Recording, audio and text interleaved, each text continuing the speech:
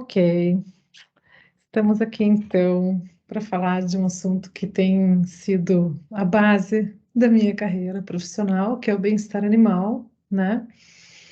E eu estou extremamente feliz por esse convite dos organizadores da iniciativa maravilhosa que é o curso Dilemas Éticos na Medicina Veterinária.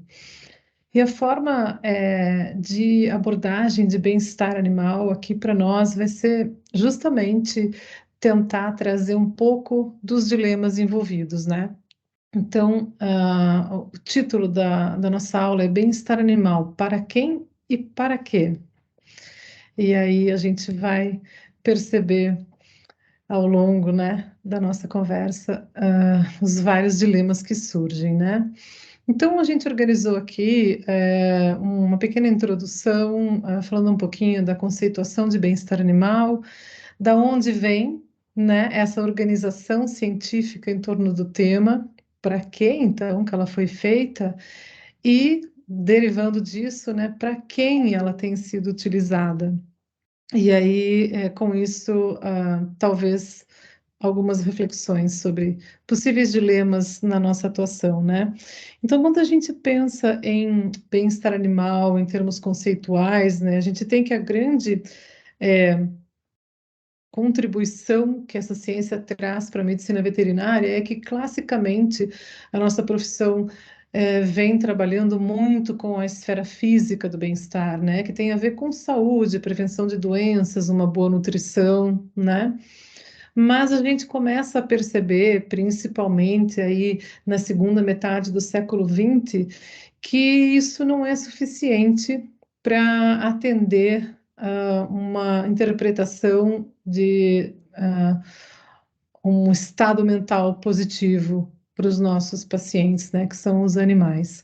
Então, a ciência do bem-estar animal, ela vem trazer alguns outros elementos, né, para que a gente possa avaliar de uma maneira mais ampla a percepção que os animais têm sobre a experiência de vida deles, né? Então a gente tem algumas situações, como por exemplo nessa foto, em que mesmo que a gente, após um exame físico, conclua que o animal não tem um problema de saúde no que tange a alguma doença infecciosa ou mesmo traumas, ferimentos ou uma desnutrição crônica, mesmo na ausência de todos esses fatores, a gente percebe que a condição de vida desse animal não está boa do ponto de vista dele, né? Ou seja, seu grau de bem-estar está baixo, né? Então, com isso, a gente quer exemplificar a percepção de que o bem-estar vai além da saúde física, né? Nós temos outros elementos que acabam formando duas outras esferas, né? Duas outras áreas que nós precisamos observar para entender a condição de bem-estar de um animal, né? E essas outras áreas são a esfera da naturalidade, ou seja, do comportamento natural, né? Quanto mais restrito tiver o comportamento natural de um animal, menor será o seu grau de bem-estar. E a esfera mental, né, ou psicológica, que na verdade é a principal, né, porque bem-estar é um sentimento, então quando a gente fala em bem-estar, a gente está falando necessariamente de uma esfera mental, né, e a gente acaba utilizando a esfera física e a esfera comportamental porque elas são mais prontamente acessíveis e elas nos dizem sobre a provável predominância de sentimentos de um animal, né? Mas falar então em bem-estar significa envolver esses três elementos, né? Para a gente poder ter um diagnóstico completo de bem-estar de um animal, né? Então, aqui a gente tem as duas escolas clássicas de conceituação de bem-estar animal. A mais, talvez, amplamente utilizada na medicina veterinária é a escola proposta pelo professor Donald Bloom, onde bem-estar é o estado de um indivíduo em relação às suas tentativas de se adaptar ao ambiente onde ele se encontra, né? Então, quanto mais desafios o ambiente traz para o animal, quanto mais difícil é essa adaptação, menor será o seu grau de bem-estar. E ela é muito interessante, essa definição, porque ela traz indicadores bastante objetivos, né? Porque o animal vai basicamente usar sua fisiologia e o seu comportamento para se adaptar ao ambiente onde ele está, e tanto os indicadores fisiológicos quanto os indicadores comportamentais são mensuráveis de maneira objetiva, né? E a gente tem uma outra escola conceitual que geralmente é falada em termos dos artigos do professor Ian Duncan, de Guelph, no Canadá, e da professora Marian Dawkins, de Oxford, no Reino Unido, em que bem-estar é estar saudável e ter o que deseja. Então, esse seria, né, o conceito de bem-estar de um animal, numa condição de alto grau de bem-estar, de acordo com Duncan e Dawkins, né? Mas alguns elementos são importantes, do ponto de vista mais aplicado do conceito de bem-estar, que tem a ver com a gente pensar em bem-estar como algo inerente ao animal em questão, né? Então, o conceito de bem-estar não pode estar deslocado para alguma atitude humana ou qualquer outra questão ambiental. O bem-estar é do indivíduo que sente, né? O indivíduo sobre o qual nós queremos informações, né? E o bem-estar também tem que ser passível de mensuração, né? Porque a gente precisa entender melhorias de bem-estar, entender pontos críticos de bem-estar de uma forma gradativa, né? Essa mensuração, boa parte então da ciência do bem-estar tem a ver com essa mensuração, ela tem que ser realizada de forma independente das considerações éticas. Então, independentemente de eu achar uma situação certa ou errada, eu, como veterinária, tenho que ser capaz de medir o grau de bem-estar dos animais naquela situação, né? E aí, após esse conhecimento sobre o grau de bem-estar, então, após a mensuração ou o diagnóstico de bem-estar, aí a gente consegue subsidiar as decisões que muito frequentemente precisam ser feitas com relação a medidas a serem adotadas ou até mesmo sobre a aceitação ou não de uma determinada situação, né? E é aí que vem a parte, né, de para que medimos bem-estar e para quem medimos bem-estar, né? Vejam que isso é uma discussão à frente da necessidade de nós sabermos diagnosticar bem-estar. Essa discussão é o que nós vamos fazer com os resultados de um diagnóstico de bem-estar em uma determinada situação, né? E aí, só relembrando, né, que bem-estar é um conceito importante para todos os indivíduos que sejam considerados sencientes, né? E hoje, nós temos que, não há mais dúvida de que todos os animais vertebrados são sencientes, então, mamíferos, aves, répteis, anfíbios e peixes, né? Assim como nós começamos a ter também a certeza científica de que alguns invertebrados, aqui eu coloquei o polvo, né? Mas são os cefalópodes e os crustáceos, começam a ser também entendidos como animais sencientes, ou seja, seu bem-estar também importa. Bom, para quem, então, a gente pensa em utilizar o conhecimento de bem-estar animal e para quê, né? Então, quem seriam potenciais beneficiários do conhecimento sobre bem-estar animal numa situação ideal? E na realidade que nós vivemos hoje, de fato, quem vem se beneficiando com esse conceito de bem-estar animal, né? E uma segunda pergunta, né? Para quê? Qual é a motivação? O que que nós desejamos com isso, né? Então, qual a motivação principal para o desenvolvimento dessa área do conhecimento, da área de bem-estar animal? E aí, com relação a essa segunda pergunta, eu gostaria de trazer um pouco a história do bem-estar animal, né? Ela vai nos ajudar, então, a entender para quem nós, para que nós estudamos bem-estar, né? Essa é uma foto da Ruth Harrison, que foi uma jornalista, né? E que é considerada uma das pessoas-chave aí para o início da organização da ciência do bem-estar animal. Ela começou a se preparar para publicar um texto sobre os animais utilizados para a produção, né? Principalmente animais utilizados para a produção de alimentos, né? Embora ela esteja nessa foto com uma marta, né? Um animal utilizado para a produção de pele, né? E quando ela começa, então, a se preparar para escrever esse texto, ela vai visitar fazendas de produção, né? Isso na década de 60. E ela começa a ficar chocada, porque ela percebe que aquela ideia que o público em geral, né, a sociedade em geral tinha, em alguns casos ainda tem, né, de animais de produção tendo uma vida harmoniosa, né, junto com seus tutores, então algumas vacas no pasto, algumas galinhas ciscando ao redor da casa, alguns porcos ali na área em que tem uma poça, né, da chácara, ela começa a perceber que não é nada disso mais a produção animal. Ela começa a encontrar animais confinados, né, em altíssimas densidades de lotação, em galpões fechados, onde eles nunca saem para ver o sol, sentir o ar, pisar na grama, em nenhum momento da vida deles, né? E ela fica chocada. E quanto mais fazendas ela visita, mais chocada ela fica, até que ela acaba escrevendo um livro que se chama Animal Machines, né? Que significa animais máquinas, né? Porque os animais estavam sendo vistos como simples máquinas de produzir alimentos, né? E esse livro é publicado no ano de 1964 e causa realmente um questionamento enorme na sociedade britânica. Ela era inglesa, né? E é a partir desse questionamento que chega até, né, os órgãos governamentais que se decide, então, entender: será que esses animais realmente estão em sofrimento? O que nós sabemos sobre os sentimentos dos animais, sobre como eles se sentem nas situações em que são colocados, né? E essa é uma história muito interessante, mas para não tomar muito nosso tempo, né?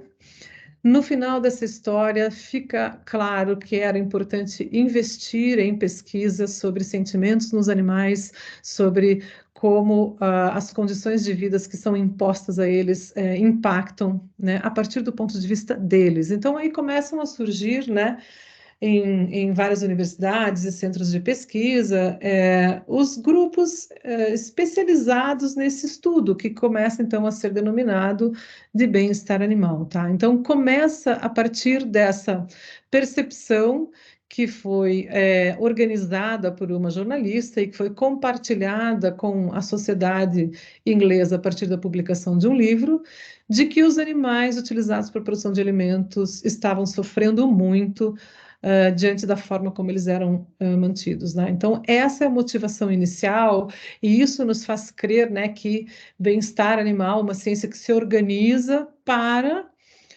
se não resolver, pelo menos mitigar, né, essas causas de sofrimento animal, que começa no cenário de utilização de animais para a produção de alimentos, mas que se expande, né, então, para hoje, né, atualmente, todos os contextos de utilização de animais, né? Então aqui a gente tem que para quem e para quê, nós começamos pela segunda pergunta, né? Então a motivação principal para o desenvolvimento da área foi a percepção de sofrimento dos animais utilizados para a produção de alimentos e a necessidade, para quem então, né? Para resolver diminuir de alguma forma esse sofrimento então existente, né? E aí vem a primeira pergunta, né? Para quem? Quem se beneficia do conhecimento sobre bem-estar animal? Então, se a gente seguisse uma lógica linear, né? Obviamente que a resposta seria para quem que a gente estuda bem-estar animal? A gente estuda bem-estar animal para os animais, para tentar entender aonde existe sofrimento e como esse sofrimento pode ser evitado ou pelo menos diminuído, né? Então, a resposta é: a ciência do bem-estar animal existe para os animais, num mundo onde tivéssemos uma lógica aí e um cenário ideal, né? Mas, de fato, para quem vem sendo, né, utilizado o conhecimento sobre bem-estar animal? E aí a gente tem algumas formas de tentar entender essa situação. Esse é um problema que nos preocupa no Laboratório de Bem-Estar Animal da UFPR há bastante tempo já, né? Nós temos aí algumas décadas de estudos de bem-estar animal, em especial muitos trabalhos na área de bem-estar de animais utilizados para a produção de alimentos, e há um bom tempo nós nos perguntamos já, mas todo esse esforço em termos de uma maior compreensão do bem-estar animal tem trazido benefícios de fato aos animais? e aí eu gostaria de compartilhar com vocês algumas reflexões, né? Então, a gente tem, por exemplo, as certificações para bem-estar animal, né? E aqui a gente já começa a ver que esses cenários não são simples, né? Então, existem, claro, certificações de bem-estar que trazem melhorias importantes para a qualidade de vida dos animais. Quando a gente tem, por exemplo, uma garantia, né, de que galinhas que são usadas para a produção de ovos não serão mantidas em gaiolas, né? Esse tipo de certificação tem uma, um impacto direto na qualidade de vida desses animais, né? Faz de fato muita diferença para uma galinha ela poder é, interagir com outras aves, andar no chão, sair para o ambiente externo, são fatores que causam uma melhoria muito significativa de bem-estar dos animais, né? Mas em outros cenários, a gente já percebe que o efeito da certificação pode ser menos claro, né? Então, a gente tem aqui, por exemplo, nesse trabalho, que foi um trabalho que nós publicamos em 2015, foi parte da tese de doutorado da Ana Paula, onde a gente estudou, né, o grau de bem-estar, a gente fez diagnóstico de bem-estar em granjas de frangos que tinham certificação Global Gap, que é uma certificação que inclui indicadores de bem-estar, né? E comparou com o diagnóstico de bem-estar de granjas de frangos que não tinham a certificação do Global Gap, né? E o que nós concluímos é que, em termos de bem-estar animal, essas granjas não eram diferentes, né? Porque, na verdade, para que a gente tivesse, de fato, melhorias de bem-estar animal a partir da certificação, nós teríamos que ter padrões mínimos mais rigorosos, ou seja, a barra de exigência teria que ser mais alta. Porque quando a gente tem uma certificação em que a exigência é praticamente o que já é feito nos sistemas produtivos, obviamente que essa certificação não vai trazer melhorias significativas, né? Então, aqui a gente já começa a ver que pode haver uma certa utilização do termo bem-estar, né?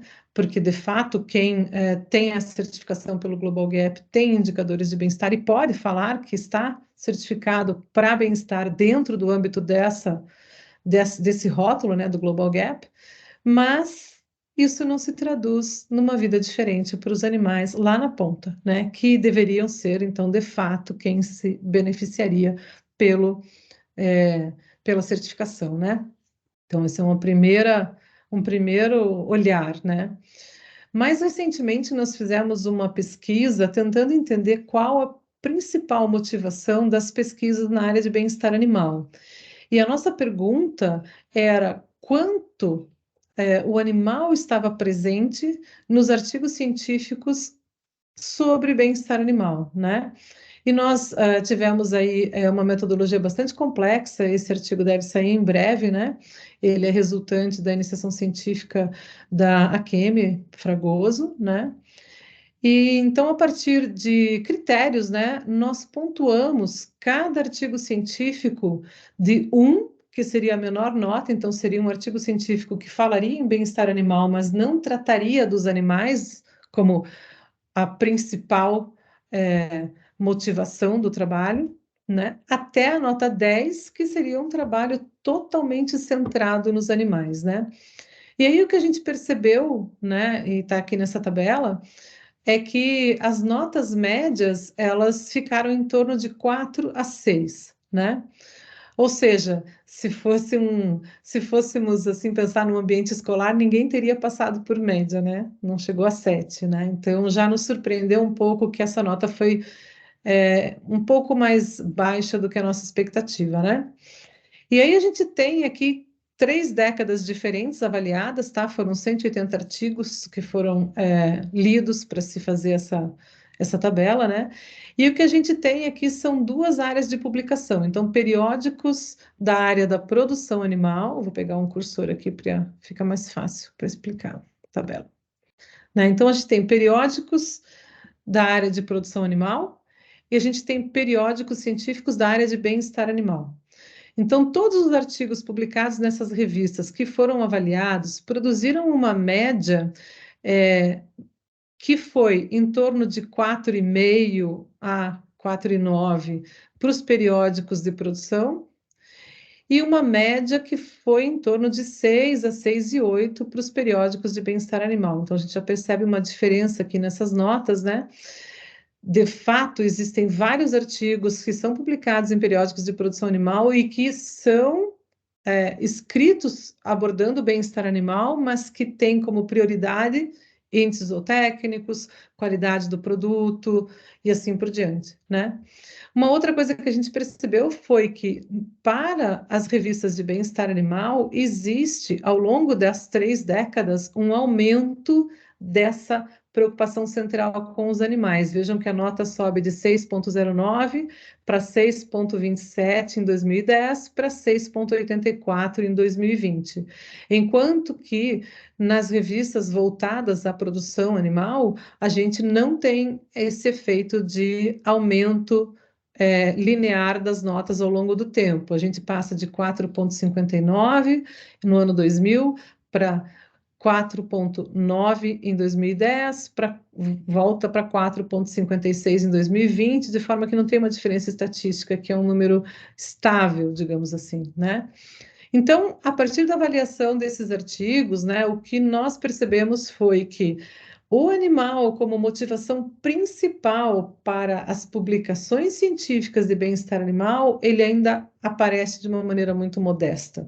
Ainda são outros fatores, né, que se misturam aí com o bem-estar animal de fato, né, e que vão beneficiar outros atores, e não os animais propriamente ditos, a partir do avanço do conhecimento na área de bem-estar animal, né?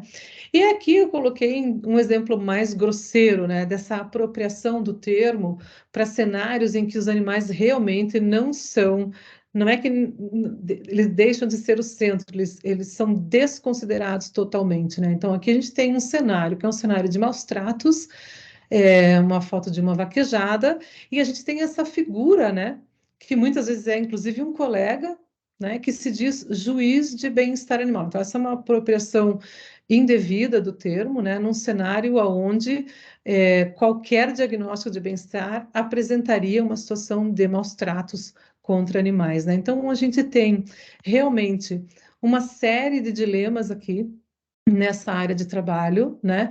Eu coloquei aqui algumas questões que a gente poderia pensar como se contrapondo, né? Então, desde o mais básico, que é o fato de que muitos de nós entramos, né, numa universidade para fazer o curso de medicina veterinária por amor aos animais, né?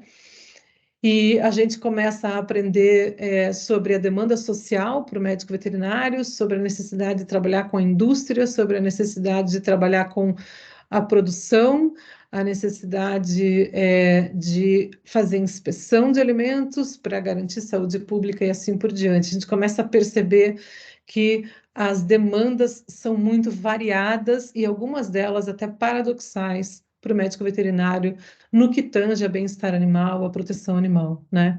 A gente tem, por exemplo, a mesma sociedade que nos pede altos conhecimentos de medicina veterinária clínica, por exemplo, de cardiologia, né? Essa mesma sociedade que também demanda produtos de origem animal ao menor custo, né? Que demanda que o médico veterinário esteja lá, avaliando em sensibilização mecânica, colocando seu conhecimento à disposição da matança de animais, né? Então, não é uma posição confortável, né? A gente tem cenários opostos, por exemplo, quando a gente pensa em cachorro e gato, né? Família multiespécie, e quando a gente pensa em vacas ou galinhas, né? Embora a gente, com a nossa formação, tenha plena consciência de quão similares esses animais são, nós somos colocados em situações, às vezes, diametralmente opostas de trabalho, né? Então, é um cenário de bastante, de vários paradoxos, né? De bastante dificuldade, eu diria, né? E talvez, como uma última mensagem, eu deixaria aqui uma reflexão sobre a gente fazer o melhor possível respeitar sempre nossos valores pessoais, né? Nunca fazer algo que nós não concordemos, né? Algo com que nós não concordemos, né? E procurar ficar em paz com essa complexidade toda, né? Por mais difícil que isso pareça ser, e realmente é, né? Por mais difícil que isso seja, é melhor do que simplificar, né? Então, agradeço a atenção de todos, é um prazer, e eu espero ter oportunidade de conversar mais sobre esses temas. Abraços.